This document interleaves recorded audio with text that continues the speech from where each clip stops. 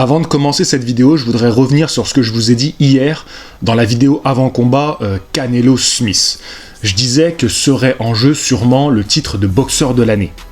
Et au moment où je dis ça, je sais pas si t'as remarqué, mais j'ai une petite hésitation.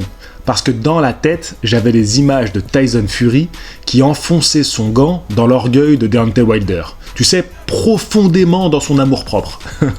Et dans les commentaires, vous m'avez parlé de Tyson Fury, mais aussi de Teofimo Lopez. C'est vrai que comment ai-je pu l'oublier, celui-là? Donc, n'hésitez pas à me laisser en commentaire les boxeurs qui, pour vous, prétendraient au titre de boxeur de l'année. Allez, générique et on attaque.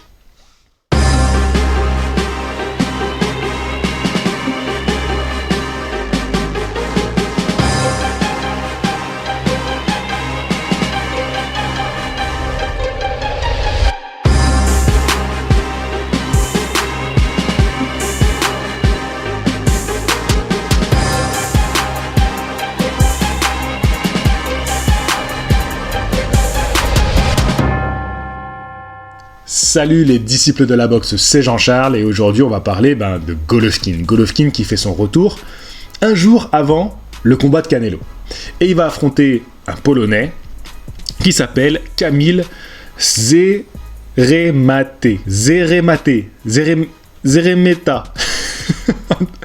Un truc comme ça. On va appeler Kamil. Et du coup, bon, j'étais pas hyper chaud pour faire une vidéo avant combat pour ce combat-là.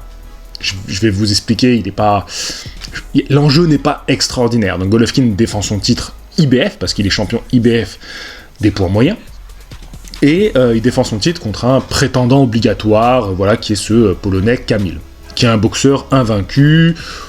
On va développer un peu sur lui. Mais finalement, ce qui m'a motivé, c'est que j'ai reçu un message sur Instagram de quelqu'un qui me parlait de ce combat-là, qui me parlait de Golovkin, d'ailleurs qui était pro-Golovkin, mais qui disait, sans trop en rougir, que Canelo avait remporté les derniers combats, et que même s'il y avait un troisième combat, il n'imaginait pas vraiment Golovkin remporter ce combat-là, et même il imaginait le pire, tu vois. Et ce à quoi je lui ai répondu, mais il faut pas oublier que Golovkin, quand même, ça a été un très grand, et au point que Canelo, il est monté chez les poids moyens au moment où il était le plus sûr d'avoir ses chances contre Golovkin.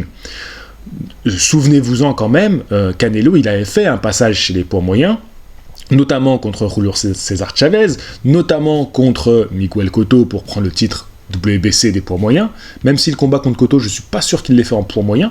Donc, il y avait eu des petits passages. Il n'est pas venu directement pour prendre le grand méchant loup, d'accord? Il a bien attendu le bon timing. Donc ça aussi, il faut pas l'oublier. Golovkin, avant Canelo, il traumatisait sa catégorie. Il la traumatisait. Voilà. Donc, ça me fait quand même plaisir de parler de ce grand champion et avant son combat. C'est important, on est dans une chaîne boxe anglaise et on doit en parler. Voilà, on doit en parler. Ne serait-ce que pour lui rendre hommage. Donc, ce sera sur DAZN. D'ailleurs, ce soir, juste après que je vais sortir cette vidéo, sur DAZN, il y a Maïva Amadouche qui combat en Italie. Et en sous-carte, alors je sais pas si c'est en sous-carte de Golovkin ou de Canelo, mais il y aura, vous savez, la coréenne que Maïva devait boxer. Donc elle aussi, elle boxe toutes les deux à quelques jours d'intervalle.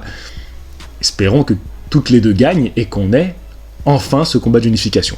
Bref, c'est pas le sujet de la vidéo. Vous voyez, je rajoute des sujets tellement ce sujet-là, il m'emballe pas. Alors il m'emballe pas parce que je suis allé voir ce Kamil là, qui est bien classé. Bon, chez BoxRec il est 22e, mais dans Ring, je crois qu'il est dans le top 10 Ring. Donc il est bien classé. Il a 31 ans, 21 victoires, aucune défaite. Et il a remporté seulement 5 de ses victoires par KO.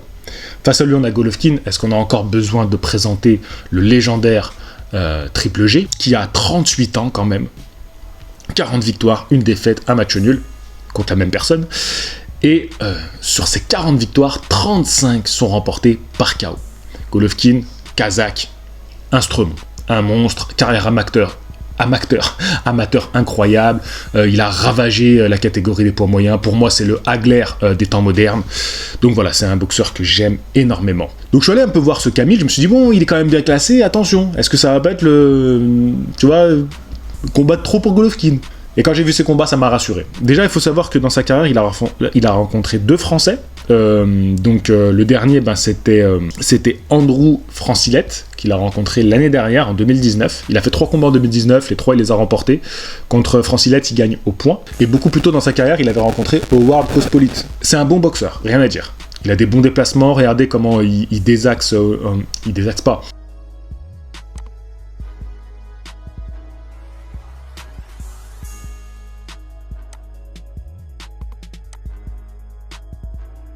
Il fait des changements de garde au niveau de ses appuis pour pouvoir se rapprocher de son adversaire, pour pouvoir bien le cadrer.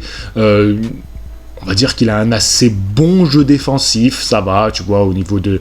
Il passe bien sous les bras, il boxe bien à l'intérieur. Donc non, c'est un beau boxeur. À regarder, c'est un beau boxeur. Après, il manque de vitesse et il manque de punch. Clairement. Clairement, quand j'ai regardé les combats, j'ai pas été inquiet. En plus, j'ai commencé par le combat, son dernier combat qu'ils ont diffusé sur 2 zones, là, ils l'ont partagé sur leur chaîne YouTube, et ce combat, c'est une mascarade. C'est-à-dire qu'il est contre un mec qui est hors de poids, c'est un Mexicain, je crois, qui est...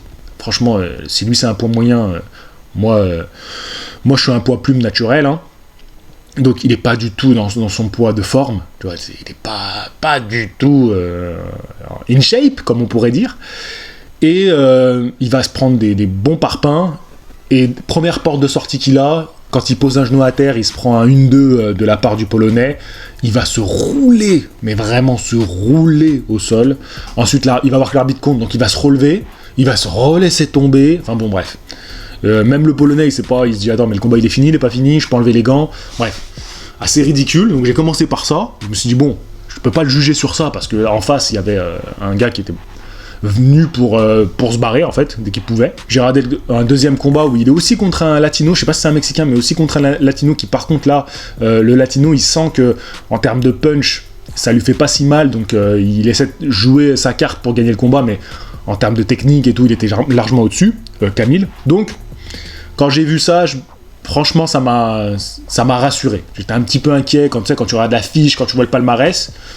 Enfin, tu sais, quand tu regardes le classement, tu te dis, oula, attends, peut-être il est bien classé lui, mais bon, non. Je pense, après, ça se trouve, il va taper Golovkin. Mais en tout cas, ce qui est sûr, c'est que Camille, il est dans la continuité. Il a été champion d'Europe, maintenant, il a une tentative de devenir champion du monde, donc c'est une continuité logique chez lui. Qu'est-ce qu'il va proposer face à Golovkin? Ça risque d'être compliqué, parce que Golovkin, même si, voilà, 38 ans, carrière derrière lui, hein, je sais pas combien de combats il lui reste, aujourd'hui, à Golovkin, quand même, ça cogne, c'est un sacré menton, hein. Si c'est pas Canelo qui l'a couché, Camille, excuse-moi, mais si t'avais le punch de Canelo, j'aurais entendu parler de toi avant ce combat. Et c'est pas le cas. Donc voilà, ça... Je vois pas le combat aller au bout, tu vois. Je vois pas le combat aller au bout. Après, je sais pas, parce que peut-être qu'en termes de menton, il est plus résistant que je le pense, parce que ça, j'ai pas pu vraiment le constater. Et ça me paraît compliqué quand même. Donc voilà, je pense pas qu'il y a grand monde qui va regarder ce combat-là, à part les fans hardcore de Golovkin. Moi, je suis un fan hardcore de boxe, donc je regarde tout ce que je peux regarder. Donc je vais regarder ça vendredi soir, je vous ferai une petite vidéo réaction. J'avais rien de plus pertinent à rajouter sur ce combat-là. Pronostic. Pronostic. Oui, votre pronostic. Une boucherie. Golovkin par KO au 5e round. 5e round. Allez, j'allais dire 4, mais on va dire 5e round. Voilà, les gars, je vous laisse. Bon combat pour ceux qui vont regarder Maïva. Bon combat pour ceux qui vont regarder Golovkin. Bon combat pour ceux qui vont regarder Canelo. En tout cas, passez un beau week-end. Je vous dis à la prochaine. Fighting! Je vais te dire un truc que tu sais déjà. Le soleil, les arcs-en-ciel, c'est pas le monde. Il y a de vraies tempêtes, de lourdes épreuves. Aussi grand et fort que tu sois, la vie te mettra à genoux et te laissera comme ça en permanence si tu la laisses faire. Toi, moi, n'importe qui. Personne ne frappe aussi fort que la vie. C'est pas d'être un bon cogneur qui compte. L'important, c'est de se faire cogner et d'aller quand même de l'avant. C'est de pouvoir encaisser sans jamais flancher. C'est comme ça qu'on gagne.